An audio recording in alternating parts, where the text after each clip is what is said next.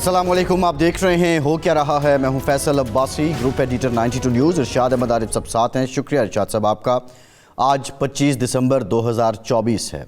बानी पाकिस्तान हज़रत कायद-ए-आज़म मोहम्मद अली जिन्ना का 148वां यौम पैदाइश है। कायद-ए-आज़म मोहम्मद अली जिन्ना दुनियाए सियासत में वो शख्सियत हैं कि जिन्होंने दुनिया का नक्शा बदला। कायद-ए-आज़म मोहम्मद अली जिन्ना की पाकिस्तान के लिए जद्दोजहद के बहुत से पहलू हैं। कायद-ए-आज़म मोहम्मद अली जिन्ना पाकिस्तान किस तरह का देखना चाहते थे, ये बुनियादी सवाल है। आज का पाकिस्तान क्या कायद-ए-आज़म मोहम्मद अली जिन्ना की तालीमात और अफकार के मुताबिक है, ये भी इंतहाई अहम सवाल है। कायद-ए-आज़म मोहम्मद अली जिन्ना ने पाकिस्तान बनाने के लिए जो जद्दोजहद की है, क्या आज पाकिस्तान के अवाम को उसका समर यकीनी तौर पे एक वतन की सूरत में तो मिल रहा है, लेकिन कायद-ए-आज़म का पाकिस्तान के लिए जो ख्वाब था, क्या वो ख्वाब शर्मिंदा ताबीर हुआ है? ये चंद सवालात आज के प्रोग्राम में हम डिस्कस करेंगे। आज पाकिस्तानी कौम को इस दिन के मौके पे मुबारकबाद भी पेश करते हैं। आज पाकिस्तान में और पाकिस्तान से बाहर बसने वाले मसीही बरादरी को भी क्रिसमस की मुबारकबाद हम पेश करते हैं। और आज पाकिस्तान का जो हर लिहाज से ये तारीख़ी दिन है, और इसके मौके पे यकीनी तौर पे जो पाकिस्तान की मुख्तलिफ़ कौमियतें हैं, यहाँ पे जो अक्सरियत में मुसलमान हैं, जो दीगर अक़लियतें हैं, उनके साथ यकजहती का इजहार भी होता है। वज़ीर-ए-आज़म पाकिस्तान ने आज ख़ुद जो क्रिसमस की तकरीब है उसमें शिरकत की है। वहाँ उन्होंने ख़िताब किया और बिलखुसूस जो मसीही बरादरी का पाकिस्तान में किरदार रहा है, उन्होंने जस्टिस निकोलस का भी ज़िक्र किया, उन्होंने जस्टिस कार्नेलियस का भी ज़िक्र किया, उन्होंने दीगर मुश्किल वक्त में जिस तरह मसीही बरादरी रही उसका भी बताया कि पाकिस्तान के अवाम और पाकिस्तान के साथ किस तरह वो शाना बशाना रहे। यकीनी तौर पे पाकिस्तान की अक़लियतें पाकिस्तान का असासा हैं। दूसरी जानिब पाकिस्तान का जो सियासी माहौल है उसमें ये दिसंबर जिस तरह ठंडा है, वैसे ही सियासी हिद्दत में भी कमी आई है। मुज़ाकरात की बातें हैं, 2 जनवरी को चार्टर ऑफ डिमांड पेश करना है, टाइम फ्रेम का मुतालबा आया था बानी PTI की तरफ से। राना सनाउल्लाह साहब ने कहा कि इस मुतालबे को मानना चाहिए।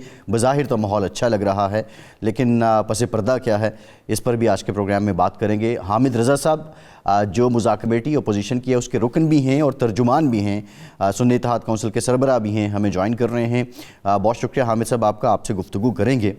इरशाद साहब, आज 25 दिसंबर है, 148वां यौम पैदाइश है बानी पाकिस्तान का। वो पाकिस्तान जो कायद-ए-आज़म मोहम्मद अली जिन्ना के अफकार और तालीमात में नज़र आता है, क्या आज हकीकत में भी वैसा है?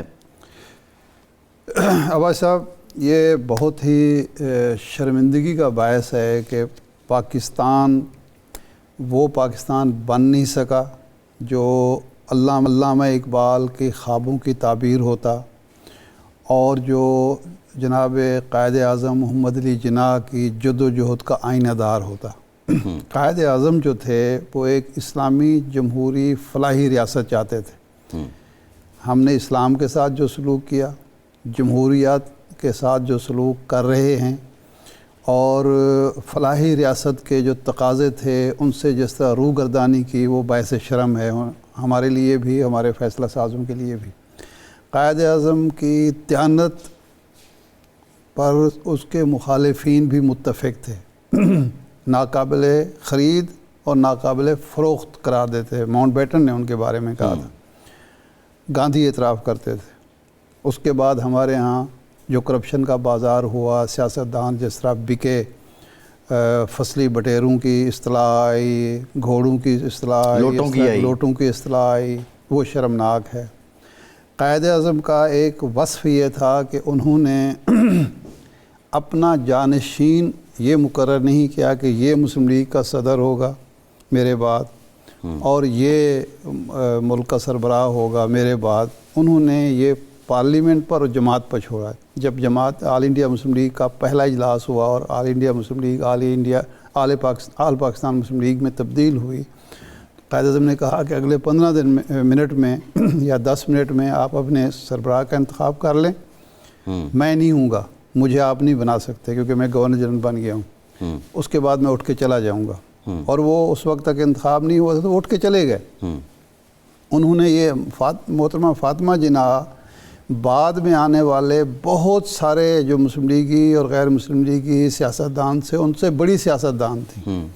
कायद-ए-आज़म को वो जानती थीं, उनके औसाफ उनमें भी मौजूद थे, लेकिन उन्होंने मुस्लिम लीग मोहतरमा फातिमा जिन्ना के हवाले नहीं की।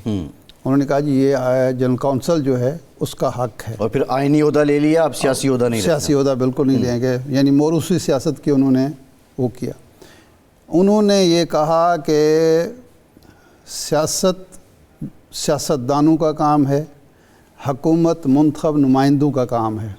حکومت, کاروبار حکومت عوام کے منتخب نمائندے چلائیں گے. سرکاری ملازمین, ہر قسم کے سرکاری ملازمین میں سے کسی کو یہ حق نہیں ہے کہ وہ سیاسی معاملات میں مداخلت کریں یا سیاستدانوں کو مشورے دیں. یہ اور کوئٹہ کی تقریر جو ہے ان کی, کراچی کی تقریر ہے ان کی, چٹاگانگ کی, ڈھاکہ کی تقریر ہے, کئی تقریریں ہیں ان کی. انہوں نے بار بار بیوروکریسی سے کہا کہ آپ اپنا کام کریں, جو منتخب حکومت آپ کو احکامات دیتی ہے اس کی تعمیل کرنا آپ کا فرض ہے. لیکن بدقسمتی کی بات ہے کہ ہم ان میں سے کوئی بھی ان کے جو فرامین تھے, جو ان کا کردار تھا, جو ان کی بصیرت تھی, جو ان کی فراست تھی, اس سے کوئی استفادہ نہیں کر سکے. آج ہمارے مسائل کی بنیاد بھی یہی ہے. صحیح, حامد صاحب کی طرف جائیں گے, لیکن ایک اور ضمنی سوال ہے. 11 اگست 1947 کا قائد اعظم محمد علی جناح کا خطاب یقینی طور پہ تاریخی حوالہ ہے اس کا. اقلیتوں سے متعلق جو قائد اعظم نے فرمایا, اور آج کیونکہ کرسمس کا تہوار ہے اس پہ بھی ذرا روشنی ڈالیں. نہیں, قائد اعظم نے جو کچھ فرمایا اس ملک کے عوام کے حوالے سے فرمایا, اور اس میں اکثریت اور اقلیت دونوں ہیں. یہ تو تصور ہی نہیں تھا پاکستان بنانے والوں کا کہ پاکستان میں کسی شعبے کے, کسی طبقے کے حقوق کی پامالی ہوگی. اور اقلیتوں کو خاص طور پر 11 اگست کی تقریر میں جو انہوں نے یقین دہانی کرائی, اس کا ایک پس منظر تھا. وہ جو 11 اگست کی تقریر ہے اس کا تو ایک پورشن ہے نا اقلیتوں کے بارے میں, زیادہ جو اس میں بولے ہیں وہ کرپشن کے خلاف بولے ہیں. صحیح, وہ تو ہم اس کو بھول جاتے ہیں نا. اس میں انہوں نے کہا کہ میں دیکھ رہا ہوں کہ یہ ملک جو ہے اس میں اگر ہم نے کرپشن کی جڑیں ختم نہ کی, بدعنوانی جاری رکھی, تو ہمارے لیے بہت تباہی آئے گی. اور اس کے ساتھ ہی اقلیتوں کے بارے میں بھی کہا ہے کہ ان کے برابر کے مساوی حقوق ہوں گے. لیکن یہ بھی ہم نے کہاں وہ کیا ہے, ہم صرف زبانی باتیں کرتے ہیں. اب ارشاد صاحب ذرا آ جاتے ہیں جو حسب حال ہیں معاملات اس پہ. حامد رضا صاحب, اطلاعات یہ ہیں کہ بانی پی ٹی آئی نے مذاکراتی ٹیم کو ہدایت کی ہے کہ مقررہ ٹائم فریم میں مذاکرات منظور نہ ہوئے تو مذاکرات کا باب بند کر دیا جائے. بطور ترجمان مذاکراتی ٹیم کیا ایسا ہی ہوا ہے, یہ اطلاعات درست ہیں؟ بسم اللہ الرحمن الرحیم. بہت شکریہ جی. سب سے پہلے میں آپ کے چینل کے توسط سے پوری قوم کو بانی پاکستان حضرت قائد اعظم محمد علی جناح رحمۃ اللہ تعالی علیہ کے یوم ولادت کے اوپر مبارکباد پیش کرتا ہوں. اسی طرح پوری دنیا میں اور پاکستان کے اندر جو کرسچن کمیونٹی ہے ان کے مذہبی تہوار کرسمس کے حوالہ سے ان کے لیے نیک خواہشات. دیکھیے, بانی پاکستان تحریک انصاف کی طرف سے بالکل یہ بات آئی, عمران خان صاحب کی طرف سے یہ بات آئی کہ ٹائم فریم ہونا چاہیے, لیکن ٹائم فریم کیا ہونا چاہیے اس کے اوپر بھی ڈسکشن نہیں ہوئی. اس کی وجہ یہ ہے کہ ابھی تک مذاکراتی کمیٹی کو عمران خان صاحب تک ایکسیس نہیں دی گئی, جو کہ ہم امید کر رہے ہیں کہ کل تک وہ دے دی جائے گی ایکسیس. اور جب وہ ایکسیس ہو جائے گی تو اس کے بعد پھر عمران خان صاحب سے اس کے اوپر تفصیلی بات چیت کے بعد جو ٹائم فریم عمران خان صاحب کہیں گے وہ انشاءاللہ ہم اناؤنس کر دیں گے. جی اچھا, آپ کے خیال میں یا آپ کی جو کمیٹی ہے اس نے ظاہر ہے آپس میں ڈسکشن تو کی ہوگی, یہ کتنا عرصہ ہونا چاہیے, 1 مہینہ, 1 ہفتہ, 2 مہینے, یا جس طرح رانا ثناء اللہ صاحب کہتے ہیں کہ ہم اگر وہ ٹائم فریم کوئی مانگتے ہیں تو ہم دینے کے لیے تیار ہیں, لیکن ہم تو چاہیں گے کہ یہ مذاکرات چلتے رہیں. تو کتنا آپ کے خیال میں مناسب ٹائم ہوگا جس میں یہ مذاکرات کامیاب مکمل ہونے چاہیے؟ ارشاد عارف صاحب, چونکہ ہماری اس کے اوپر بات چیت ہوئی ہے, گزشتہ رات بھی ایک میٹنگ ہوئی ہے اور اس کو چیئر کیا تھا مذاکراتی کمیٹی کے جو ہیڈ ہیں عمر ایوب صاحب, انہوں نے اور باقی تمام اراکین نے اس میں شمولیت کی تھی. ہم اس بات پر تو متفق ہیں کہ اس کا ٹائم لائن ہونا چاہیے, اور اس بات پر بھی کمیٹی کے ارکان کا اتفاق رائے ہے کہ ہم کو لمبے طویل عرصے کے لیے مذاکرات نہیں کھیل سکتے. اس کی وجہ یہ ہے کہ ہم نے بہت شارٹ 2 مطالبات رکھے ہیں. ایک جوڈیشل कमीशन है 9 मई के ऊपर और दूसरा 26 नवंबर के ऊपर, और दूसरा मुतालबा हमारा सियासी असीरान की रिहाई है। ये हर दो मुतालबात ऐसी चीज़ें हैं जो को बहुत लंबे मुज़ाकरात डिमांड नहीं करते। 2, 3, 4 मीटिंग्स के अंदर मेरा ख्याल है कि इसके ऊपर इत्तफाक राय हो सकता है। 2 तारीख को हम अपनी तजावीज़ तहरीरी सूरत में पेश कर देंगे, ज़ाहिर है। और 2 तारीख के फ़ौरन बाद एक और बात मैं अर्ज़ कर दूं यहाँ पर कि इस मरतबा चूँकि गैप आया, गैप की बुनियादी वजह ये थी कि 25 तारीख आज कायद-ए-आज़म डे था, क्रिसमस की तकरीबात थी। 27 तारीख को मोहतरमा बेनज़ीर भुट्टो की बरसी की तकरीबात हैं, और इस वजह से 2 तारीख रखी गई कि 2 तारीख से ऑनवर्ड्स मुज़ाकरात तवातर के साथ होंगे, डेली बेसिस के ऊपर होंगे या ईच अदर डे की बेस के ऊपर होंगे। तो मेरा अगर आप ज़ाती राय पूछें, ये मैं कमेटी की तरफ से बात नहीं कर रहा जी, ना मैं कमेटी के बिहाफ पर, मेरी अगर आप ज़ाती सियासी राय पूछते हैं तो मेरा ख्याल है कि 3 से 4 इजलास इन 2 मुतालबात के ऊपर कंक्लूजन देने के लिए सफिशेंट एनफ होने चाहिए। But this is again my personal point of view जी। जी सही है। ये तो 2 मुतालबात हो गए जो बेसिक हैं कि जिसके बाद मुज़ाकरात आगे बढ़ेंगे, अगर मैं सही समझाऊँ तो। अगले जो पहले 2 मुतालबात आपके चल रहे थे, एक तो था इस हवाले से मैंडेट की वापसी के हवाले से था, और एक मुतालबा आपका और था। अब ये बताएं कि मुतालबात की कोई नई फहरिस्त भी आपने तैयार की है? और इस सिलसिले में मैं एक बात जो आम तौर पर मीडिया में डिस्कस हो रही है कि महमूद खान अचकज़ई साहब आपके इत्तेहादी हैं, आपने उस कमेटी में उनको क्यों शामिल नहीं किया जब राजा नासिर अब्बास भी हैं, आप भी मौजूद हैं? क्या कोई उनके तहफ़्फ़ुज़ात हैं मुज़ाकरात के हवाले से, या आपके चार्टर डिमांड और एजेंडे के हवाले से उनके तहफ़्फ़ुज़ात हैं? आज ही सबसे पहला जो आपका सवाल था नए मुतालबात के हवाला से, तो अभी तक इमरान खान साहब ने हमें सिर्फ ये 2 बातें हम तक पहुंची हैं, और चूँकि ज़ाहिर है सियासी लोगों की गुज़श्ता 3 माह से मुलाकात नहीं हो रही, ना ही इस कमेटी के किसी रुकन की मुलाकात हुई है, तो अब इसके अंदर अगर इजाफा है वो भी इमरान खान साहब की जो हदायत है उसके मुताबिक होगा। जहाँ तक महमूद खान अचकज़ई साहब का मामला देखिए जी, महमूद असल में जिस वक्त ये मुज़ाकराती कमेटी बनी तो उस वक़्त इंतखाबात में हमने पाकिस्तान तहरीक इंसाफ के साथ मिल के हिस्सा लिया था, SIC ने भी और MWM ने भी। बेसिकली हम इंतखाबी अलाइंस में थे और हम काफ़ी अरसा से अलाइंस के अंदर थे। महमूद खान अचकज़ई साहब के साथ जो हमारा तहरीक तहफ़्फ़ुज़ आईन पाकिस्तान का प्लेटफॉर्म बना, ये इंतखाबात के बाद जब हम पार्लियामेंट के अंदर पहुँचे तो वहाँ पर हुकूमत के ख़िलाफ़ जदोजहद के हवाला से बना। तो हम पहली 3 जमातें इंतखाबी इत्तेहादी थीं, और महमूद खान अचकज़ई साहब को कोई तहफ़्फ़ुज़ात नहीं है, उनको इस मामले में मुकम्मल कॉन्फिडेंस में लिया जाता है। पहले इजलास की मीटिंग के बाद भी असद कैसर साहब का राब्ता महमूद खान अचकज़ई साहब के साथ बिल्कुल था, और उन्हें तमाम चीज़ों से आगाही मुसलसल दी जाती है जी। अच्छा, हमारे प्रोग्राम में 2 रोज़ कबल अल्लामा राजा नासिर अब्बास साहब थे, वो ये फरमा रहे थे कि महमूद अचकज़ई साहब के अपनी कुछ डिमांड्स हैं जो पूरी नहीं हुई हैं और इस वजह से वो इसका हिस्सा नहीं बने हैं। तो क्या बाज़ाब्ता दावत उनको मुज़ाकरात में शिरकत के लिए दी गई थी, और वाक़तन उनकी अप्रोच कुछ डिफरेंट है इस वक्त जो आपके अलायंस की है उससे? थोड़ा डिफरेंस ऑफ ओपिनियन है, लेकिन इख्तलाफ राय सिर्फ इख्तलाफ राय की हद तक है। वो डिफरेंस ऑफ ओपिनियन में महमूद खान अचकज़ई साहब ये समझते हैं कि जो नेशनल असम्बली के अंदर जो स्टैंडिंग कमेटीज़ हैं उसके अंदर जिन कमेटीज़ को हुकूमत चेयर करती है वहाँ से हमें रिज़ाइन करना चाहिए।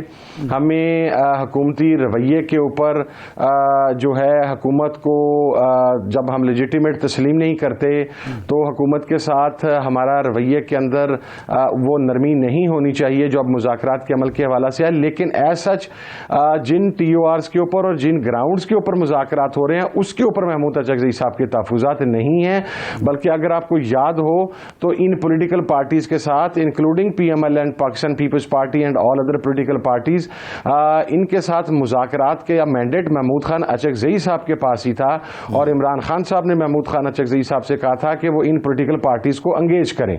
तो वो इस एंगेजमेंट के मुखालिफ नहीं है, लेकिन पार्लियामान के अंदर उनके कुछ जो डिफरेंस ऑफ ओपिनियन है वो है, लेकिन वो हमारे साथ हैं बिल्कुल जी। नहीं, आपने खुद भी ये कहा था पहले दिन कि भाई मैं मुज़ाकरात को सबोटाज नहीं करना चाहता, लेकिन मुझे कुछ तहफ़्फ़ुज़ात हैं। تو آپ کو سرکاری جو حکومتی کمیٹی ہے اس پر ہیں یا جس انداز میں مذاکرات کا آغاز ہوا ہے اس پر کوئی تحفظات ہیں؟ یا پی ٹی آئی پر ہیں؟ نہیں، میں آپ کو تحفظات کی عرض کر دیتا ہوں جی. چونکہ پہلی کمیٹی کے اجلاس میں یہ طے ہوا کہ جتنے بھی کمیٹی کے اراکین ہوں گے وہ ذرا ہارڈ ہیٹنگ سے، لہجے کی درستگی سے ذرا اجتناب کریں گے. جو میرے تحفظات تھے اس میں میرا ایک میجر پوائنٹ آف ویو یہ تھا کہ جب آپ مذاکرات کی طرف جاتے ہیں تو ہر دو فریقین کے طرز عمل کے اندر وہ مثبت پہلو نظر آنا چاہیے. انفارچونیٹلی جس وقت مذاکراتی کمیٹی بنی تو حکومتی پارٹیز کے کچھ سینیٹرز اور کچھ وزراء کی طرف سے اس قسم کی بیان بازی ہوئی جس سے یہ امپریشن دینے کی کوشش کی گئی کہ شاید کو ہماری کمزوری ہے یا ہم مذاکرات کے لیے کو ویٹ کر رہے ہیں اور بہت مقصد ہے کوئی اضطراب کی کیفیت میں ہے. اور پھر کچھ ایسی باتیں ہوئیں جو بلو دا بیلٹ تھیں، جو مورل سٹینڈرڈز کے اگینسٹ تھیں، جو پرسن اسپیسیفک تھیں. تو میرا نقطہ نظر یہ تھا کہ اس ماحول کے اندر جب آپ کے ہاکس اس قسم کی بیان بازی کریں گے تو مذاکرات کے عمل کے ڈی ریل ہونے کے چانسز ہیں. اس کے اوپر کمیٹی کی میٹنگ کے اندر بات ہوئی اور اس بات پر اتفاق رائے ہوا کہ اولاً تو کمیٹی کے اراکین اجتناب کریں گے اور دوم اپنی پارٹی لیڈرشپ سے بھی بات کی جائے گی کہ اس قسم کے جو ہاکس ہیں انہیں کہا جائے کہ تھوڑی دیر ذرا مقصد ہے وہ کریں، اپنے آپ کو اجتناب کریں اس قسم کے بیانات دینے سے. اور سیکنڈلی حکومتی کمیٹی کے اوپر میرے کوئی تحفظات نہیں ہے جی. حکومتی کمیٹی ظاہر ہے وہ حکومت کا استحقاق ہے، وہ حکومت میں شامل اتحادی جماعتوں کا استحقاق ہے، وہ جسے بھی نامزد کرنا چاہیں، ہمیں اس کے اوپر کیا اختلاف ہو سکتا ہے جی. اچھا، اب ویسے جو کمیٹی ہے یا کمیٹی کا ایٹیچیوڈ تھا پہلی میٹنگ میں، آپ سمجھتے ہیں کہ یہ کامیابی کی طرف معاملہ بڑھے گا؟ اور دوسرا یہ ہے کہ اگر پہلی 2-4 میٹنگز میں 5 میٹنگز میں آپ کا کوئی بھی مطالبہ نہیں مانا جاتا، اعتماد سازی کا کوئی بھی قدم نہیں اٹھایا جاتا، تو پھر بھی مذاکرات جاری رہیں گے تاکہ اس وقت تک جاری رہیں گے جب تک وہ کامیابی کا راستہ نہ دیکھ لیں؟ دیکھیں، پہلی میٹنگ کے اندر ایک حوالہ سے تو حکومت کا رویہ مثبت تھا کہ ایک تو انہوں نے جو ہم نے وربلی اپنی تمام ریزرویشنز اور بڑی ڈیٹیل کے ساتھ کارکنوں کے اوپر ٹارچر کے حوالہ سے، ان کی شاتوں کے حوالہ سے، پارلیمنٹیرینز کے حوالہ سے، ان کے اوپر ٹارچر، ان کو مسائل کے حوالہ سے جتنی بھی باتیں کیں اس کو بڑے تحمل کے ساتھ سنا گیا. اور پھر ہم جو عمران خان صاحب کے ساتھ مذاکراتی کمیٹی کی ایکسیس مانگ رہے تھے اس کے ساتھ حکومت نے ہماری بات کے ساتھ اتفاق کیا. اور گزشتہ روز حکومتی مذاکراتی کمیٹی کے رکن جو رانا ثناء اللہ صاحب ہیں ان کا یہ بیان بھی اس حد تک خوش آئند ہے کہ اگر عمران خان صاحب ایک ٹائم فریم دینا چاہتے ہیں اور اس ٹائم فریم کے اندر ان مذاکرات کو مکمل کرنا چاہتے ہیں تو انہوں نے اس بات کو بھی ویلکم کیا، جو کہ بظاہر شو کرتا ہے کہ ایٹیچیوڈ جو ہے وہ ٹھیک ہے. باقی اگر 4-5 میٹنگز اور اس کے بعد لمبا کھیلنے کی کوشش کی جائے یا اس کے اوپر کسی قسم کی مثبت پیش رفت نہ ہو تو میرا خیال ہے کہ پھر مذاکرات شاید آگے نہیں بڑھ سکیں گے جی. یہ کو ہم بہت لمبا عرصہ ویٹ نہیں کیا جائے گا کہ ہم پھر مذاکرات کا انتظار کرتے رہیں کہ اسے ہم نے مہینہ لے کے جانا ہے، 2 مہینے لے کے جانا ہے، ہم نے 10 ویکس 15 ویکس لے کے جانا ہے. I don't think things will work like this way. آپ کو آن ورڈز پہلی کمیٹی سے ہی چیزیں سامنے نظر آنا شروع ہو جائیں گی جی کہ یہ پازیٹیو ڈائریکشن میں جا رہے ہیں یا ان جماعت کا شکار ہیں یا ناکامی کی طرف جا رہے ہیں. میرا خیال ہے کہ ہمیں 2 سے 3 میٹنگز کے اندر یہ بات کلیریفائی ہو جائے گی جی. اچھا حامد صاحب، یہ بتائیے کہ مولانا فضل الرحمان صاحب وہ بھی اپوزیشن کی جماعت میں سے ہیں اور 26ویں آئینی ترمیم میں تو مرکزی حیثیت بھی ان کی تھی، P T I, P M L N سبھی جو ہیں انہی کے آستانے پہ جاتے رہے. تو ان مذاکرات میں اپوزیشن الائنس کی طرف سے ان کو کیا شرکت کی دعوت دی گئی یا ان کو اعتماد میں لینے کی کوشش ہی نہیں کی گئی؟ اچھا دیکھیے، چونکہ مذاکراتی کمیٹی عمران خان صاحب نے بنائی تھی، جیل کے اندر بنائی تھی، اور مولانا فضل الرحمان صاحب اپوزیشن میں ضرور موجود ہیں لیکن جی یو آئی ایک سیپریٹ آئیڈینٹی کے ساتھ وہاں پر موجود ہے اور ابھی تک جو اپوزیشن اتحاد ہے تحریک تحفظ عن پاکستان اس کے اندر شریک نہیں ہے. اور 26ویں آئین ترمیم کے اوپر جو کچھ حکومت نے مولانا صاحب کے ساتھ کیا ہے، میں تو مولانا کے گھر پہ مولانا سے کہہ کے آیا تھا کہ یہ کو اچھی نہیں کریں گے. تو وہ چیز آپ کے سامنے آ گئی کہ حکومت نے بدعہدی بھی کی اور جے یو آئی کے جو مطالبات تھے باقی اپنی چیزیں منوا لی اور اس سے پیچھے ہو گئی. لیکن مولانا کے ساتھ ان مذاکرات کے حوالہ سے ابھی کوئی رابطہ نہیں ہوا جی. اچھا یہ فرمائیں کہ ابھی امریکہ کی طرف سے کچھ بیانات آئے عمران خان صاحب کی گرفتاری کے خلاف بھی، عمران خان صاحب کی رہائی کے لیے بھی، اور اس کو ویلکم بھی کیا گیا. پھر پابندیاں ہم پر لگیں پی ٹی آئی کے کچھ لوگوں نے، اس پر بھی خوشی کے شادیانے بجائے، اگرچہ لیڈرشپ نے ایسی کوئی بات نہیں کی. الزام یہ لگ رہا ہے کہ جی پی ٹی آئی اور ان کے آپ جیسے اتحادی جو ہیں امریکی مداخلت کے خلاف تھے، رجیم چینج میں امریکہ کو ملوث کرا دیتے تھے. اب امریکہ کی طرف سے بیانات آ رہے ہیں تو اس پر خوشی منائی جا رہی ہے، شٹ اپ کال نہیں دی جا رہی کہ آپ ہمارے معاملات میں مداخلت نہ کریں. تو یہ کوئی دوہرا رویہ نہیں ہے؟ نہیں سر، میں آپ کو ایک بات واضح کر دوں جی. جو ڈفرینس ہے وہ یہ ہے کہ جب آپریشن رجیم چینج ہوا تھا تو اس وقت کوئی بیسک ہیومن رائٹس سسپینڈ نہیں تھے پاکستان کے اندر. پاکستان میں پاکستانی معاشرے سے ان کے سول رائٹس کو واپس نہیں لیا گیا تھا. کوئی پولیٹیکل وکٹمائزیشن نہیں تھی، چار دیواری کا تقدس پامال نہیں کیا جا رہا تھا. کچھ لوگوں کے ضمیر کو پیسے کے بل بوتے پر اور پھر انفارچونیٹلی عدالتی اشیر بات کے ساتھ وہ سارا عمل مکمل ہوا. لیکن جو گزشتہ 2.5 سال سے ہوا، دیکھیں اگر کوئی باہر کے ملک سے ٹویٹ آ رہے ہیں تو اس کی وجہ ہم نہیں ہیں، اس کی وجہ وہ اقدامات ہیں جس کی وجہ سے وہ ٹویٹس آ رہے ہیں. یعنی یہ وہ تمام اقدامات ہیں جو تو موجودہ حکومت نے کیے ہیں نا جی. اگر یہ اقدامات نہ کیے جاتے، عمران خان صاحب کی سیاسی حیثیت کو تسلیم کیا جاتا، ان کے مینڈیٹ کو تسلیم کیا جاتا، تو پھر کیوں باہر سے اٹھ کے یہاں پر کو بیان دیتا؟ آپ کے علم میں ہے کہ this is not happening for the first time. Pakistan کے اندر کچھ ایشوز بڑے کرٹیکل ہیں، بلاسفیمی کے اوپر، پاکستان کے اندر مائنورٹیز کے اوپر، پاکستان کے اندر ہیومن رائٹس کے اوپر ہمیشہ بیرون ملک سے بیانات آتے رہتے ہیں، کیونکہ بیرونی دنیا جو ہے وہ ہیومن رائٹس کی وائلیشن کو بہت سیریس طریقے سے دیکھتی ہے. تو میں تو یہ سمجھتا ہوں کہ ان بیانات کا سبب موجودہ حکومت ہے، اس موجودہ حکومت کی انکمپیٹنس ہے. ہم نے اگر تو کہیں کہ ملک میں تمام چیزیں جو میں نے ابھی ذکر کیا وہ اویلیبل تھیں، لیول پلینگ گراؤنڈ اویلیبل تھی، پولیٹیکل وکٹمائزیشن نہیں تھی، ہیومن رائٹس کو سسپینڈ نہیں کیا گیا تھا، سیاسی جو تحریک ہیں اس کے اوپر پابندی نہیں تھی، اور پھر یہ بیانات آئے ہیں تو دین آپ کے آئی بروز اٹھنے چاہیے کہ یہ کیوں ایسا ہوا. لیکن جب آلریڈی ایک ماحول آپ نے ایسا کریٹ کر دیا اور پاکستان. حامد صاحب اس میں تو حکومت کا موقف بڑا کیٹیگوریکلی ہے. حکومت یہ کہتی ہے کہ آپ نے تو ملین آف ڈالرز لگا کے پی ٹی آئی نے وہاں پہ لابینگ کی ہے، اور یہ سب جو کچھ ہو رہا ہے انٹرنیشنل پریس میں بھی اور باقی جگہوں پہ بھی یہ تو لابینگ کا شاخسانہ ہے، اور اس وجہ سے اب آپ جو ہیومن رائٹس کے نام پہ کل جو آپ بیرونی مداخلت کے خلاف تھے، آج وہی آپ اپنے گندے کپڑے جو ہیں اقوام عالم کے سامنے جا کے دھو رہے ہیں. جی بالکل، ہم نے اقوام عالم کے سامنے اپنے دکھڑے نہیں روئے جی، وغیرہ ہمارے پاس کرنے کے لیے بہت کچھ تھا جو ہم اقوام عالم کے سامنے جا کے کر سکتے تھے. مثلا میرا سوال یہ ہے کہ جو ملٹری کورٹ کے اندر ٹرائل ہوا، 25 لوگوں کو سزا دی گئی، وہ سزا ATC کورٹ سے بھی ہو سکتی تھی اگر ایویڈنسز وہاں پر پروڈیوس کیے جاتے.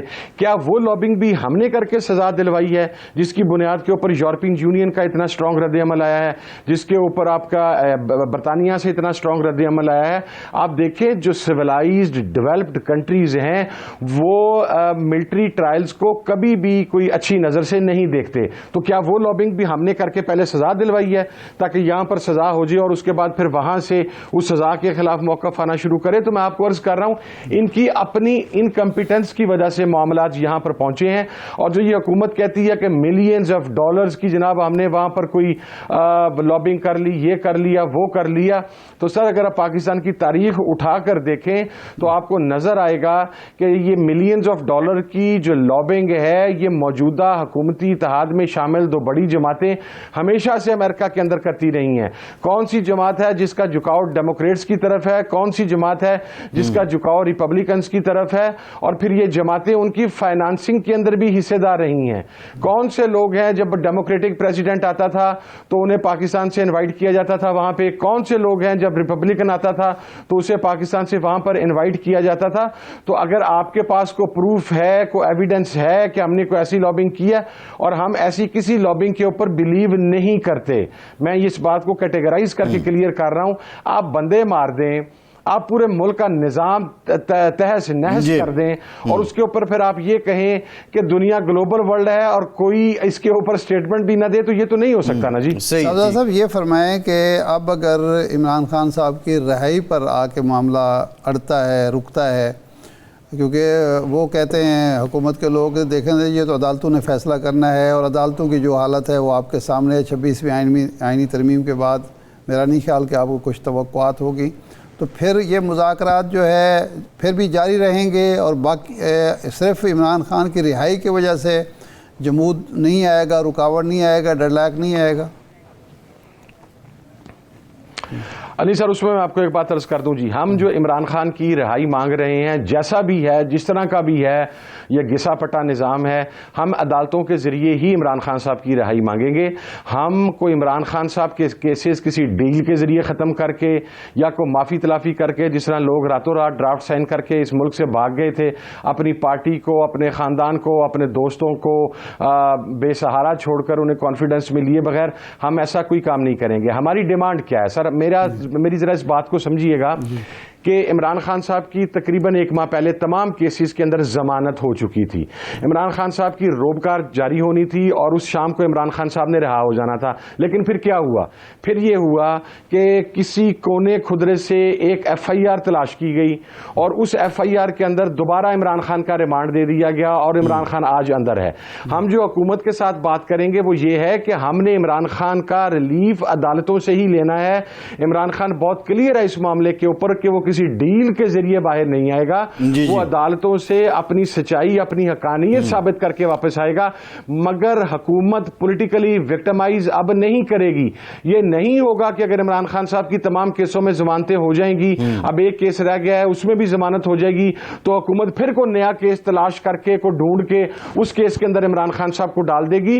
تو یہ معاملہ عدالتی نہیں ہے، یہ معاملہ حکومتی بدنیتی پر مبنی ہے کہ حکومت پولیٹیکلی وکٹمائز کرنے کے لیے ضمانتوں کے باوجود نئے مقدمات سامنے لے کے آ جاتی ہے، تو ہم اس کے میکینزم کے اوپر بات کریں گے اور عمران خان صاحب کی رہائی آئینی قانونی طریقے سے ہوگی۔ جی بہت شکریہ حامد رضا صاحب، آپ کے وقت بریک کے بعد JUFA کے سینیٹر کامران مرتضیٰ صاحب ہمیں جوائن کریں گے، ہمارے ساتھ رہیے۔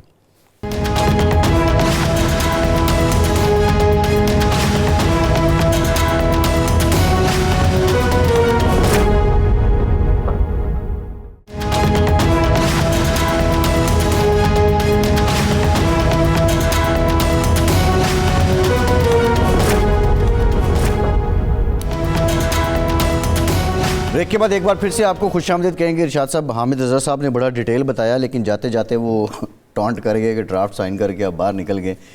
اب وہ شروع میں ماحول سازگار رکھنے والی باتیں تھیں، میرا خیال یہ میوزک تو نہیں رکے گا دونوں طرف سے، چلتا رہے گا، یہ تو چلتا رہے گا۔ لیکن طلال چودھری صاحب، جاوید لطیف صاحب، حنیف عباسی صاحب اور بھی خواجہ صاحب تو لگے ہوئے ہیں نا، وہ تو خواجہ صاحب 2-4 دن سے سکون میں، ویسے برطانیہ میں انہوں نے بولے ہیں، ہاں بولے تو ہیں معاملات، بلکہ انہوں نے تو اپنے سوشل میڈیا سے کہا ہے کہ یار تم کچھ تھوڑا سا کر کے دکھاؤ، ہم تو جو نہیں کر پاتے آپ لوگ کریں۔ اب وہ نون لیگ کا سوشل میڈیا ہے، کہتے تو ہیں اچھا خاصا بجٹ ہے، واللہ وہ جو لغاری صاحب ہیں، صفدر لغاری صاحب ہیں، وہ سوشل میڈیا کے ہیڈ ہیں۔ اچھا، میں صفدر لغاری صاحب کو بھی نہیں جانتا، میں بھی نہیں جانتا، میں نے تو پڑھا ہے نا کہ وہ ہیں، نہیں وہ ایک دو چند لوگ ہیں جو لگے رہتے ہیں مسلم لیگ نون کی طرف سے، بہت کچھ ہے۔ میں ان کے کارکنان کی بات کر رہا ہوں، میں ان کے کارکن تو دیکھیں جو جس جماعت کا بھی کارکن ہوتا ہے وہ تو مخلص ہوتا ہے، اخلاص سے اپنا کام کر رہے ہوتا ہے، اور لیکن اس کی قدر و منزلت نہیں ہوتی کوئی پارٹی کے اندر تو وہ جو شاطر لوگ ہوتے ہیں جو نظروں میں آ جاتے ہیں اور اپنا کام کرتے کام ہیں، دکھاتے زیادہ ہیں، وہ ان کی قدر و منزلت ہوتی ہے۔ بہرحال خواجہ صاحب جو پرائمریلی گئے ہیں برطانیہ، وہ میاں نواز شریف صاحب کی سالگرہ کی تقریبات میں گئے ہیں، اور وہاں پہ جو ان کے سوشل میڈیا کے لوگ ہیں، چند لوگ جن کے نام سامنے آتے ہیں، وہ پرویز سندھیلا صاحب ہیں اور دیگر ہیں، وہ انہوں نے کوئی ایونٹ وغیرہ وہاں پہ ارینج کیے ہوئے ہیں۔ بہرحال میاں نواز شریف صاحب کو بھی جنم دن مبارک ہو، اور ان کے کارکن ان کی طرف دیکھ رہے ہیں۔ حضرت عیسیٰ علیہ السلام اور قائد اعظم کے بعد فیصل کریم پنڈی صاحب کا بھی آج جنم دن ہے۔ اچھا، فیصل کریم پنڈی صاحب کا بھی آج جنم دن ہے۔ بہرحال آج اگر ہم فہرست بنائیں تو اور بھی بہت سے لوگ نکل آئیں گے، لیکن اظہار نہیں کرتے، ہاں، لیکن میاں صاحب سے ان کا کارکن یہ مطالبہ بھی کر رہا ہے کہ جنم دن کی مبارکباد قبول کیجئے اور کچھ ہمارے لیے کوئی پیغام، کوئی حکم، کوئی ہدایت ہی دے دیجئے، کچھ تو بولیے حضور۔ اچھا، اب ذرا آتے ہیں گورنمنٹ جو سنجیدہ لوگ ہیں مذاکراتی ٹیم میں بھی ہیں، رانا ثناء اللہ صاحب، عرفان صدیقی، اسحاق ڈار صاحب، پرویز اشرف صاحب، نوید قمر صاحب، اوورال باڈی لینگویج اپروچ کیا پازیٹیو ہے اب تک جو ہیں؟ عباس صاحب، اس وقت مذاکرات قومی ضرورت بھی ہیں، حکومت کی ضرورت بھی ہیں، معاشرے کی ضرورت بھی ہیں. یہ کوئی پی ٹی آئی کی ضرورت نہیں ہے. اگر اس وقت آپ ان مذاکرات کو کامیاب نہیں کریں گے تو میں برملا کہہ رہا ہوں یہ قومی جرم ہوگا. ملک میں اندر تو جو ہے سو ہے، جو ارد گرد ہمارے طوفان اٹھ رہے ہیں ان کو سمجھنے کی کوشش کریں. یہ جو ہماری میزائل پروگرام پر پابندی لگی ہے، اس سے زیادہ امپارٹنٹ وہ بیان ہے جو امریکی ترجمان نے دیا ہے کہ یہ پاکستان امریکہ کے خلاف امریکہ کو نشانہ بنا سکتا ہے. امریکہ کو نشانہ بنا یہ سکتا ہے، یہ مذاق نہیں اور ہے. انٹرسٹنگلی ارشاد صاحب، جو ایک سٹیٹمنٹ آج چل رہی ہے رچرڈ گرینیل کی جو باتیں، اس کے سبسٹانس تو پولیٹیکل ہے نا، وہ جس کی بھی اس پہ تو کوئی شادیانے بجا رہا ہے، کوئی اداس ہو رہا ہے، لیکن اس سے پہلے جو باتیں ہوئی ہیں اس پروگرام میں، نہیں، اس جو انٹرویو ہے، پہلے تو بات یہ تھی کہ ہمارے کچھ احمق لوگ یہ کہہ رہے تھے کہ یہ تو ایک فرضی کردار ہے ہی نہیں. جو اس کا انٹرویو ہے اس میں نیوز میکس کو انہوں نے انٹرویو دیا ہے، اس میں انہوں نے یہ کہا ہے کہ پاکستان کے میزائل پروگرام کے حوالے سے جو روبیو ہیں، ان کے جو نامزد وزیر خارجہ ہیں، وہ الگ منصوبہ بنا رہے ہیں. کیونکہ انہوں نے کہا کہ ایٹمی جو ممالک ہوتے ہیں، ایٹمی صلاحیت کے ممالک ہوتے ہیں، اس کے لیے ایک الگ طرح کی منصوبہ بندی کی ضرورت ہوتی ہے.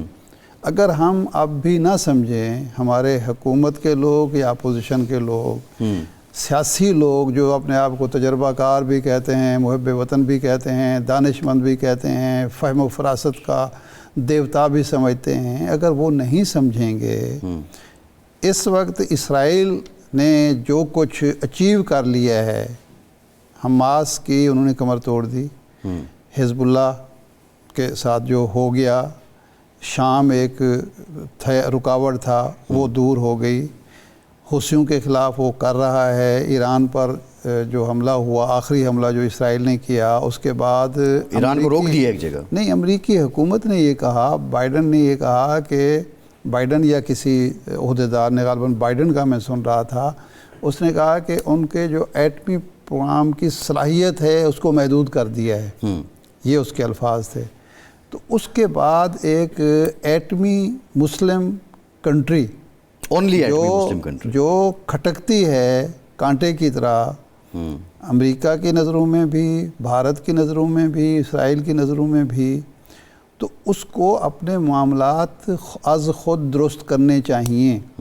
اور درست کرنے کا یہی طریقہ ہے جو اختیار کیا گیا ہے بادل ناخواستہ. تو اس کو کامیاب کرنا حکومت کی بھی ذمہ داری ہے، اپوزیشن کی بھی ذمہ داری ہے.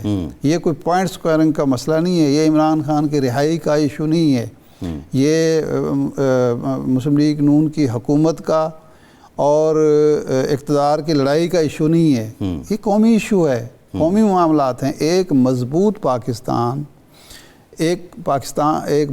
پاکستان کی مضبوط حکومت، مضبوط جمہوریت ان جو معاملات ہیں، چیلنجز ہیں، ان کا مقابلہ کر سکتی ہے. کمزور حکومت، کمزور ریاست، اس کے لیے بہت سارے مسائل ہوں گے. ایک سوال جبکہ ہم مالی حوالے سے اب بھی محتاج ہیں آئی ایم ایف کے. آئی ایم ایف کی ایک قسط پر ہمارے سارے معاملات، مالی معاملات کا دار و مدار ہے. تو ایسی صورت میں مذاکرات اور مذاکرات کی کامیابی اپنی انا سے باہر نکل کر، انا کے خول سے، اپنے مفادات سے باہر نکل کر، بالاتر ہو کر، اور اپنی حکومت اور سیاسی مفادات کی جو لڑائی ہے اس سے نکل کر سوچنا ہوگا. مضبوط جمہوریت، مضبوط پارلیمنٹ اس وقت پاکستان کی ضرورت ہے، جس پر کسی قسم کا دھبا نہ لگا ہو. ارشاد صاحب یہ بتائیے، عمران خان نے تو اپنی مذاکراتی کمیٹی بنا دی، وہ ان کی نمائندگی کر رہی ہے. یہ شہباز شریف صاحب نے مذاکراتی کمیٹی بنائی. آپ کو بھی بہت اچھے سے پتہ ہے کہ PMLN نام ہے میاں محمد نواز شریف کا. کیا نواز شریف صاحب ان مذاکرات میں آن بورڈ ہیں؟ اور میرا نہیں خیال کہ میاں نواز شریف صاحب کی مرضی کے بغیر، مشاورت کے بغیر، ہدایت اور رہنمائی کے بغیر یہ کمیٹی بنی ہو. یعنی ان کی ول موجود ہے کہ وہ مذاکرات چاہتے ہیں؟ 100% پارٹی کے سربراہ وہی ہیں، خاندان کے سربراہ وہی ہیں. اگر یہ پارٹی کی نمائندہ کمیٹی ہے تب بھی ان کا فیصلہ ہوگا. اگر یہ شریف خاندان کی نمائندگی کرتی ہے، حکمران خاندان کی، تو تب بھی ان کا فیصلہ ہوگا. یہ تو ہو نہیں سکتا. اور دوسرا، نواز شریف صاحب سے زیادہ کون جانتا ہے کہ ملک اس وقت جس صورتحال سے نبرد آزما ہے، اس میں ایک خالص جمہوریت، خالص پارلیمنٹ جو سپیس کھو چکی ہے، اس کا حصول انہی مذاکرات کے ذریعے ممکن ہے. اگر ملک میں خالص جمہوریت بھی لانی ہے، یہ ہائبرڈ نظام سے آگے بڑھنا ہے آپ نے، یہ تو ایک مجبوری ہے نا، مجبوری کے تحت چل رہا ہے نا، تو اس کے لیے بھی ضروری ہے کہ مذاکرات ہوں، سیاسی اتفاق رائے ہو، جمہوری اقدار کا تحفظ، سول بالادستی، آئین کی بالادستی، آئین کے حقیقی شکل میں احیاء، ایک آزاد عدلیہ کا وجود میں آنا، یہ سارے معاملات ان مذاکرات سے جڑے ہوئے ہیں. اب ارشاد صاحب دیکھیں، یہ تو بنیادی مطالبات بھی پی ٹی آئی کے ہیں جو آپ نے ذکر کیا ہے. نہیں، یہ قوم کے ہیں. میں قوم کی بات کر رہا ہوں، پی ٹی آئی کی بات نہیں کر رہا ہوں. کوئی بھی کرے. کل تک یہی بات نواز شریف صاحب کہتے تھے نا. وہ تو اپوزیشن کے رنگ اور ہیں، حکومت کے رنگ اور ہیں. یہ بہت بڑی منافقت ہے، اس سے بھی نجات. یہ بہت بڑا تضاد ہے. یہ جو تضاد ہے، اس تضاد کا بھی خاتمہ چاہیے. کل ان کو سول سپرمیسی عزیز تھی، آج ان کو سول سپرمیسی عزیز ہے. ہمیں ایک ایسا سسٹم چاہیے جس میں کوئی سیاسی جماعت خواہ حکومت میں ہو، خواہ اپوزیشن میں ہو، اس کا ایجنڈا ایک ہی ہو: ملک کا استحکام، جمہوریت کا استحکام، آئین کی بالادستی، قانون کی حکمرانی، ہر شہری کو یکساں اور مساوی انصاف کی فراہمی. یہ ایجنڈا ہونا چاہیے، خواہ وہ اپوزیشن میں ہے، خواہ وہ حکومت میں ہے. میرا جو سوال ہے، دیکھیں، اب وہ پی ٹی آئی کہتی ہے کہ 26ویں آئینی ترمیم کے ذریعے آپ نے عدلیہ کو کمزور کر دیا، اس کے دانت نکال دیے، جبکہ حکومت مسلم لیگ نون ہے، پیپلز پارٹی ہے، ان کے پاس ایک جسٹیفیکیشن ہے. وہ اس کی بات کرتے ہیں نا، وہ کہتے ہیں ہمارے پاس جسٹیفیکیشن ہے، ہم نے اس کو منظور کروایا، ایوان سے ہوئی، 2/3 سے ہوئی. ٹھیک ہے. اب یہاں جو بات ہے کہ ایک دھڑا اس کو ٹھیک سمجھتا ہے، ایک اس کو غلط سمجھتا ہے. اس کا حل یہی ہے کہ اگر درمیانی راستہ نکلتا ہے جس میں سب مطمئن ہو سکتے ہیں اس ملک میں؟ کیوں نہیں ہو سکتے؟ ہو سکتے ہیں. جب 1973 کا آئین بنا تھا تو سب مطمئن تھے. جب ایٹمی دھماکے ہوئے ہیں سب اس سے متفق تھے. کب نہیں ہوا؟ تو وہ آئین جب بن گیا، سب کا اتفاق ہو گیا، اس کو متفقہ اسلامی جمہوری اگر اس پر عمل درآمد ہوتا تو کسی کو اعتراض نہیں تھا. جب آپ اس سے انحراف کرتے ہیں، خواہ وہ بھٹو صاحب کریں، خواہ وہ نواز شریف صاحب کریں، خواہ کوئی اور کرے، تو اس وقت اعتراض ہوتا ہے. 26ویں آئینی ترمیم کے بعد اگر سپریم کورٹ مضبوط ہوئی ہے، وہ عدل و انصاف کے بنیادی تقاضے جو مروجہ تقاضے ہیں جو دنیا بھر میں ہم دیکھتے ہیں جدید جمہوریتوں میں، وہ پورے ہو رہے ہیں، تو بالکل 26ویں ترمیم. لیکن اگر لوگوں کو یہ احساس ہو کہ اس کے بعد جو ہے وہ پرانے کیس تو سنے جا رہے ہیں، جو نیا ظلم ہو رہا ہے، ناانصافی ہو رہی ہے ملک کے اندر، اس پر کوئی توجہ نہیں ہے، تو پھر تو 26ویں آئینی ترمیم سے کوئی نہیں. وہ تو بیک لاگ کوئی 200 کیسز کا تھا، وہ تو بیک لاگ تو ہے نا. وہ بھئی اس وقت یہ تو نہیں ہے نا کہ کل کی آپ بھٹو کیس کی آپ درستی کریں اور اسی طرح کا طرز عمل اس وقت ہو تو اس سے آپ آنکھیں چرا کے بیٹھ. ایک بریک لیتے ہیں، بریک کے بعد واپس آتے ہیں، ہمارے ساتھ رہیے.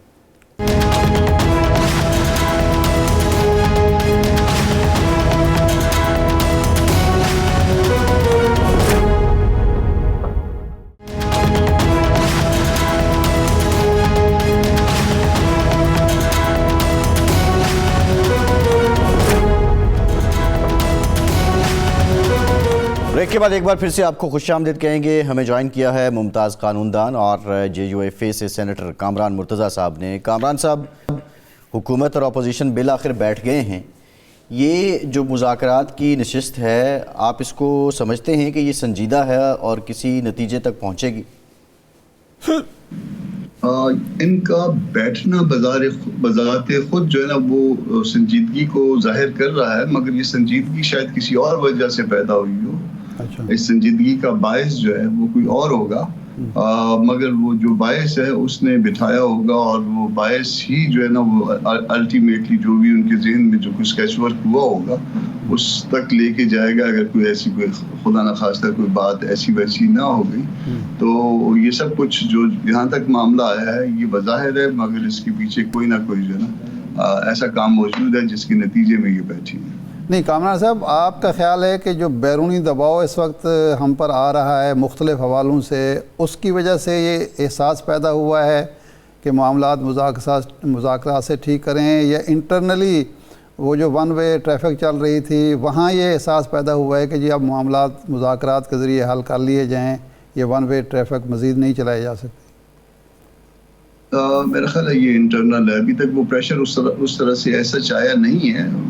ممکن ہو سکتا ہے کہ وہ آنے والے پریشر کو بھی دیکھ رہے ہوں یا سوچ رہے ہوں اس کے بارے میں، مگر یہ جو ہے وہ ایک طرف تو وہ ڈلیور نہیں ہو پا رہا اور دوسری طرف جو ہے نا وہ روز جو ہے کوئی پشاور سے نکل کے آ جاتا ہے، کوئی اور اس طرح کے مسائل ہیں، اور اس حوالے سے وہ بدنامی بھی جو ہے نا براہ راست انگلیاں کسی ایک جانب اٹھ رہی ہیں.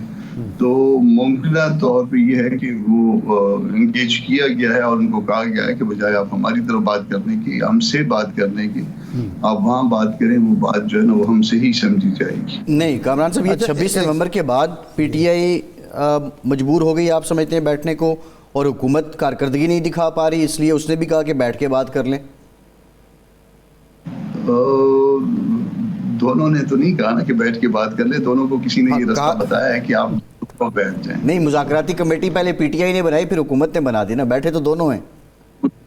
ان کو کہا گیا ہوگا نا. دیکھیے اس طرف جو ہے نا وہ بھی ان کے لوگ بھی جو ہے وہ آلریڈی انگیج ہیں. میں نام لے لیتا ہوں، گنڈا پور صاحب جو ہے نا آلریڈی جو ہے نا وہ ان کے ساتھ رابطے میں ہیں، اور بھی ہیں رابطے میں جو ان کے ساتھ ڈائریکٹ ہیں.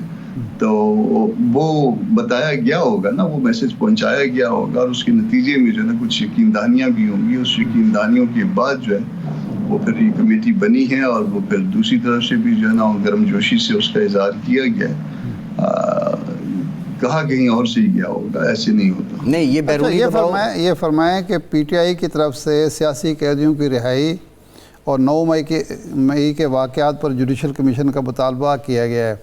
رانا ثناء اللہ صاحب کہتے ہیں کہ یہ جوڈیشل کمیشن ہم کیوں بنائے؟ کرمنل معاملات ہیں، وہ عدالتیں ملٹری کورٹس ہوں یا دوسری کورٹس ہوں انسداد دہشت گردی کی، وہ معاملات دیکھ رہی ہیں. جوڈیشل کمیشن کا کیا جواز ہے؟ آپ سمجھتے ہیں کہ یہ دونوں مطالبات درست ہیں پی ٹی آئی کے؟ جوڈیشل کمیشن کا جو ہے نا وہ لیگلی جو ہے نا مجھے اس میں کوئی سکوپ نظر نہیں آتا. اس کی ریزن میں ایکسپلین کر دیتا ہوں. جی. اس 9 مئی والے واقعات کی جو ہے نا وہ 2 جگہ جو ہے نا وہ کاگنیزنس لیا گیا ہے. ایک تو سپریم کورٹ میں جورسڈکشن کے حوالے سے، میں خود جو ہے نا وہ جورسڈکشن کے حوالے سے میں ملٹری کورٹ میں ٹرائل پہ بلیو نہیں کرتا، اور دوسری طرف جو کاگنیزنس لیا ہوا ہے وہ آرمی ایکٹ کے تحت ملٹری کورٹ نے، اور اس میں کچھ لوگوں کو سزا بھی دے دی گئی.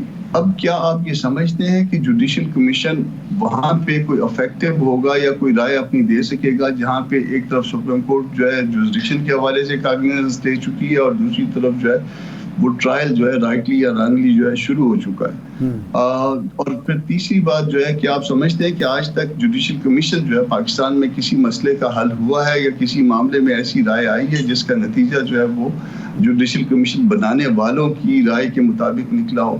تو یہ مجھے اس میں کوئی خاص سکوپ نظر نہیں آتا. باقی رہ گیا کہ قیدیوں کی رہائی، ایک طرف سے کہا جائے گا کہ وہ سیاسی قیدی ہیں، دوسری طرف سے کہا جائے گا کہ وہ سیاسی قیدی ہیں. تو اس کا راستہ اسی طرح سے نکالا جا سکتا ہے جیسے نون کے لیے جو راستہ نکلا تھا. آپ نے دیکھا کہ جب منظر بدلی ہوا تو پھر کیسے ان کے کیس دڑا دڑ فارغ ہو گئے، اور عدالتوں نے فارغ کیے، مگر ایک طرف سے پٹیشن آئی اور دوسری طرف سے کنسیڈ کیا گیا، اور اس کے بعد جو ہے اس کے نتیجے میں جو ہے میرا خیال ہے اب کسی کے اوپر کوئی کیس بھی باقی نہیں رہا.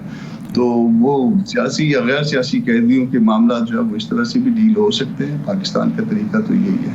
ہاں، بلکہ پی ٹی آئی کی تو یہ کہتی ہے کہ حکومت کی مخالفت کے باوجود ہم تو کئی کیسز میں ضمانتیں بھی لے چکے ہیں، 2 کیسز میں بری بھی ہو چکے ہیں، تو صرف حکومت کا دباؤ ختم ہو تو ہمیں تو ایک روٹین کے تحت بھی اور معمول کے مطابق بھی ہر طرح کا ریلیف مل سکتا ہے، صرف حکومت کا دباؤ ختم ہونا ضروری ہے.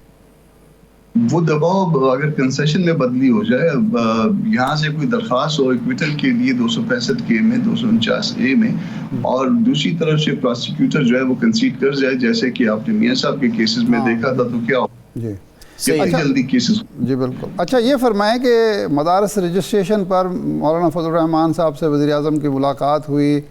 مولانا فضل الرحمان صاحب نے کہا کہ اب معاملات طے پا گئے ہیں, 1-2 دن میں نتیجہ نکلے گئے. اس ملاقات کو بھی تقریباً ہفتہ ہونے لگا ہے, ابھی تک کوئی نوٹیفیکیشن نہیں ہوا. پھر کوئی رکاوٹ پیدا ہو چکی ہے, یا آپ سمجھتے ہیں, آپ مطمئن ہیں کہ جی معاملات جو قانونی کارروائی ہے, کاغذی کارروائی مکمل ہو رہی ہے, اس لیے تاخیر ہو رہی ہے؟ کل ہم نے فائنل ٹچ دے دیا ہے معاملات کو, جو لیگل سائڈ پہ کاغذ پہ جو کچھ ہوتا ہے. تو اب آج چھٹی آ گئی تھی, کل جب ہم نے اس کو فائنل ٹچ دیا تھا تو 11-12 بج چکے تھے. اس کے بعد لا منسٹر جو ہے وہ پی ایم سے شاید کسی میٹنگ میں تھے, ان کو آتے آتے دیر ہو گئی ہوگی, تو آج چھٹی آ گئی اور کل تک ایکسپیکٹڈ ہے کہ کل تک جو ہے نا وہ ایکٹ بھی نوٹیفائی ہو جائے گا, اور اس کے بعد جو اس میں کوئی چھوٹی موٹی جو ہے نا وہ ترمیم علامہ طاہر اشرفی صاحب والوں کو جو ایکوموڈیٹ کرنے کے لیے وہ تجویز کر رہے تھے, وہ بھی پھر اس کے 1-2 دن کے بعد آرڈیننس کی صورت میں شاید آ جائے. تو یعنی جو ہے نا وہ کام پیپر ورک فائل, اس میں یہ ہے کہ اب 2 طرح رجسٹریشن ہوگی جس طرح طاہر اشرفی صاحب والے کہہ رہے ہیں, یا رجسٹریشن ایک ہی ہوگی, باقی مدارس جتنے ہیں وہ 18,000 جو کہتے ہیں وہ بھی اسی سوسائٹیز ایکٹ کے تحت رجسٹر ہوں گے؟ نہیں, وہ ایسا ہے کہ وہ 2 طرح سے ہوگی. جو وہاں جانا چاہے, جو جس طرح سے یہ اپنا جو پروجیکٹ چل رہا ہے ریلیجس ایجوکیشن والا, وہ جو وہاں پہ کنٹینیو کرنا چاہے وہ بھلے کنٹینیو کرے, اور باقی جو نہیں وہاں پہ جو رجسٹر تھے وہ سوسائٹیز رجسٹریشن ایکٹ میں نیچے آ جائیں گے. اور اس کی یعنی یہ شرط جو تھی, جو ایکٹ بل منظور ہوا تھا کہ 6 ماہ میں سب کو کرانی ہوگی, وہ اب نہیں رہے گا؟ نہیں, وہ ہوگا ادھر بھی جو ہے نا, وہ جو یہاں پہ آنا چاہے گا وہ یہاں پہ رہے, جو وہاں پہ جانا چاہے گا وہ وہاں. نہیں کامران صاحب, اب ترمیم کیسے ہوگی؟ کیا جو پہلے منظور ہو گیا اسمبلی سے وہ نوٹیفائی ہوگا, یا کوئی نیا ڈرافٹ آئے گا؟ ایکٹ نوٹیفائی ہوگا ایز اٹ از, جس طرح سے اسمبلی نے پاس کیا تھا, نیشنل اسمبلی نے اور سینٹ نے, اسی طرح سے ایز اٹ از جو ہے نا. پھر اس کے بعد ترمیم جو ہے نا وہ آرڈیننس کی صورت میں, وہ ایک چھوٹی سی ترمیم ہے, تو وہ جو ہے نا وہ لے آئیں گے آرڈیننس کے ذریعے فی الحال, اور اس کے بعد جو ہے نا اس کو بھی ایکٹ بنا کے پھر دونوں کے لیے رستہ. کامران صاحب, یہ 26ویں آئینی ترمیم جو ہے یہ معتدل بار ایسوسیشنز نے بھی چیلنج کی ہوئی ہے, 8 سابق صدور ہیں سپریم کورٹ بار کے, وہ بھی کر چکے ہیں, سنی اتحاد کونسل بھی. اب اس کا کیا سٹیٹس ہے؟ یہ اینی بینچ سنے گا, فل کورٹ بنے گا, یا بس اسی طرح پڑا رہے گا سرد خانے میں؟ اس کو سن لینا چاہیے. پہلی تو میرا گلہ ہے ان سے جو 8 صدور ابھی آئے ہیں, وہ 5 ہفتے جب ہم لڑ رہے تھے اس میں, اور لڑتے جو ہے نا اس وقت نہ کوئی صدور آ رہے تھے, نہ اس کے بعد عام کوئی ہماری بار ایسوسیشنیں آ رہی تھی, اور نہ کوئی پولیٹیکل ورکر نکل رہا تھا. تو بڑی دیر کی مہربانوں نے آتے تو چلو آئے ہیں, بہرحال اچھی بات ہے. مین جو اس کا جو اس میں بہت زیادہ تکلیف دہ چیزیں تھیں تو وہ تو نکالی گئی. اگر باقی چیزیں بھی اگر وہ اس میں وہ کرتے ہیں تو بہت اچھا ہوگا. میرا اس میں اپنا ویو یہ ہے کہ اس کو اگر سنیں تو فل کورٹ سنیں. یہ پاکستان کی تاریخ کا بہت اہم معاملہ ہوگا. ہم باوجود اس کے اوپر کہ ہم نے ووٹ کیا ہے, مگر اس میں اس کے باوجود ممکن ہے کہ ہم سے کوئی غلطی ہوئی ہو, ممکن ہے کہ اس میں ایسی چیزیں ہوں جس کو درست کیا جا سکے, یا جس کو کہا جا سکے کہ آپ اس کو جو ہے نا درست کر لیجیے. جی کامران صاحب, ٹھیک, قطع کلامی کی موافق ٹائم ختم ہو گیا. آپ کا بہت شکریہ سینیٹر کامران مرتضیٰ صاحب. ارشاد صاحب آپ کا شکریہ. آج کے پروگرام سے اتنا ہی, اجازت دیجیے.